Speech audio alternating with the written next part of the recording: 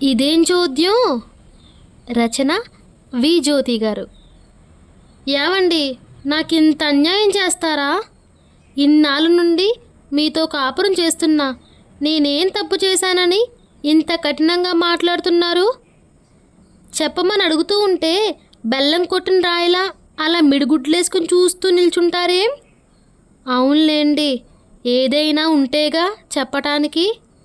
అంతేలేండి, అలాగే ఉంటుంది. మీరేమన్నా నేను ఏమీ మాట్లాడకుండా ఊరుకుంటున్నానేనేగా మీకు అలుసుగా ఉంది. ఇదేం చేస్తుందిలే, నేనేమన్నా పడి ఉంటుంది అనుకుంటున్నారు కాబోలు. చూస్తూ ఉండండి నేనేం చేస్తానో. ఒరేయ్, ఏమిట్రా ఇది? నువ్వు ఆయనకే వంత పలుకుతున్నావా? ఏం మాట్లాడుతున్నావో తెలుసా? తెలిసే మాట్లాడుతున్నావా, తెలియక మాట్లాడుతున్నావా? నీకోసం నేనెంత కష్టపడ్డాన్రా. రాత్రంతా నువ్వు నిద్రపోక లేచి ఆటలాడి తిండి తినేవాడివి. నీకోసం నేను ఆటలాడి తిండి తినేదాన్ని పిచ్చిదానిలా. అప్పుడు నీకోసం లేవకుండా, ఆడకుండా, తినకుండా గుర్రు పెట్టి నిద్రపోయినా మీ నాన్నకే వంత పాడతావా? అవునులే, ఆయన నువ్వు అడగగానే ఖర్చులకు డబ్బులు ఇస్తాడని మాట్లాడుతూ ఉండి ఉంటావు. ఇక నుండి నీ చావు నువ్వే చావు. నన్నేదైనా అడిగావో అంటూ కసిగా మాట్లాడుతూ ఉంటే చుట్టూ ఉన్న ఇండ్ల వాళ్ళు అందరికీ వినబడుతున్నాయి. ఇంత గట్టిగా, కోపంగా, బాధగా ఎప్పుడూ లేనిది ఇంత కఠినమైన మాటలు వినిపించలేదే. ఊ, కొంతమంది అంటే నంగనాచిలో ఉంటారు, పైకి కోప్పడరు, చేసేది చేసేస్తారు అన్నది ఒక ఆమె మరొక ఆమెతో ఇంట్లోంచి బయటకు వచ్చి. అవునవును, నువ్వన్నది నిజమే. కొందరు నేరకుండా చేస్తారు. మనము ఉన్నాం, ఎందుకు పై పైన డమడమా అంటాం, తీరా ఏదైనా అనేటప్పుడు మెత్తబడిపోతాం అన్నది మరొక ఆమె.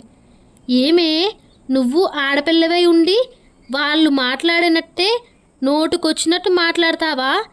నీకైనా నా కష్టం తెలియలేదా? అవునులే, నువ్వు పెళ్లి చేసుకొని తల్లివైనాడు నీ పిల్లలు, భర్త ఇలా మాట్లాడితే అప్పుడు తెలుస్తుంది నేనెందుకింత బాధపడుతున్నానో. ఇంకా ఎందుకు ఇక్కడ నిలబడ్డావు?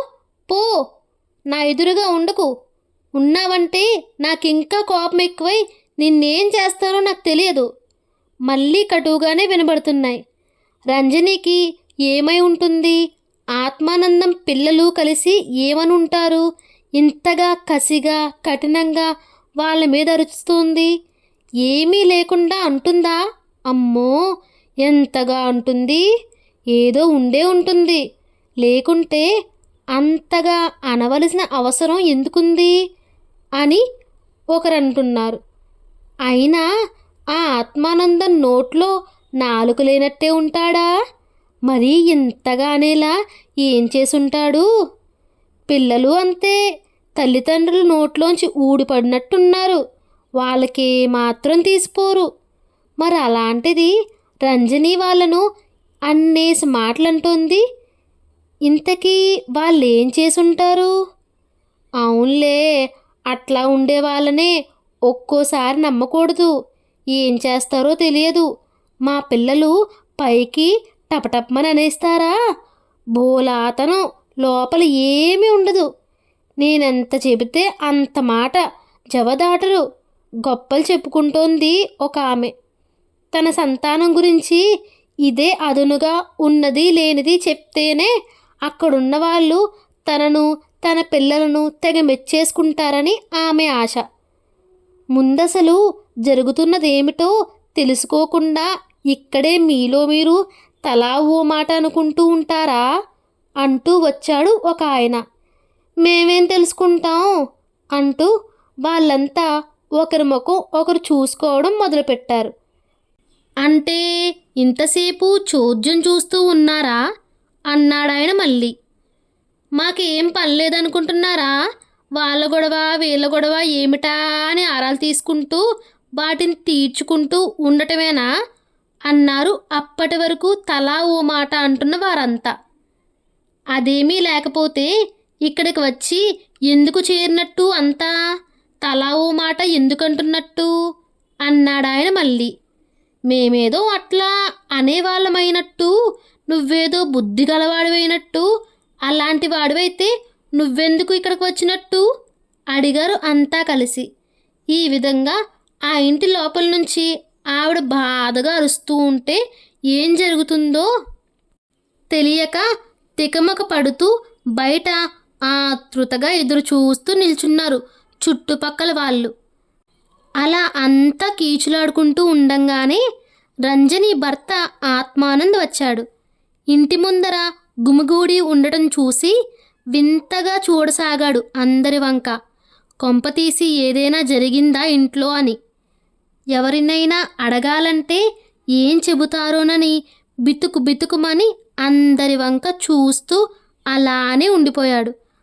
అందరూ అతన్నొక నేరస్తుడిలా చూడసాగారు. అట్లా చూస్తూ ఉండంగానే వాళ్ళ పిల్లలు వచ్చారు. వారి వంక అలాగే చూస్తూ ఉండిపోయారు. అప్పటి వరకు వాళ్ళను ఎన్నో అనుకుంటున్న వారంతా ఒక్కసారిగా స్పృహలోకి వచ్చి, ఇదేమిటి వీళ్ళంతా యువతలు ఉంటే ఇంట్లో ఎవరూ లేకుండా రంజని ఎవరిపైన ఇంతగా తిట్ల వర్షం కురిపిస్తూ కఠినంగా మాట్లాడుతూ కోపంగా అరుస్తూ ఉన్నట్టు అనుకున్నారంతా. లోపల నుండి వినిపిస్తున్న మాటలు ఆత్మానంద్ పిల్లలు విన్నారు. వారంతా ఎందుకలా చూస్తూ ఉండిపోయారో అప్పుడు కానీ అర్థం కాలేదు వారికి. జరిగిందేమిటో చెబుతాను, అలా తెల్ల ముఖాలు వేసుకుని చూడకండి అంటూ జరిగింది చెప్పుకొచ్చాడు ఆత్మానంద్. మా ఆవిడ స్నేహితురాలికి సినిమా దర్శకత్వం వహించే అవకాశం వచ్చిందట. దాంట్లో హీరోయిన్ తెలుగు మాట్లాడడం రాదట. మా ఆవిడని డబ్బింగ్ చెప్పమని అడిగిందట. అప్పటి నుండి ఇలా డైలాగ్ ప్రాక్టీస్ చేస్తోంది. అది మీరు విన్నదంతా అని అంటూ తలుపు తట్టాడు. లోపల నుండి రంజని వచ్చింది. అంతా తెలిసి తను డైలాగ్స్ బాగానే రక్తి కట్టించానని సంబరపడి అందరినీ లోనికి ఆహ్వానించింది.